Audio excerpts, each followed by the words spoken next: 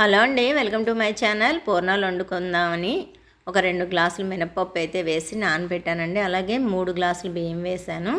అవి ఇంకా నానేలోపు ఈ పప్పు కూడా నానబెట్టేశాను అనమాట.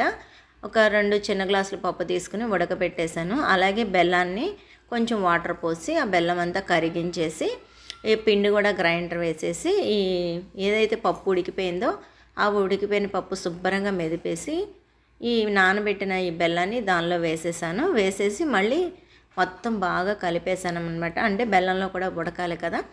మళ్ళీ పక్కన వేరే గిన్నెలోకి మార్చుకొని పొయ్యి మీద అయితే పెట్టేసి అది ఉడుకుతున్నప్పుడు కొంచెం యాలక్కాయ పొడి వేసాను.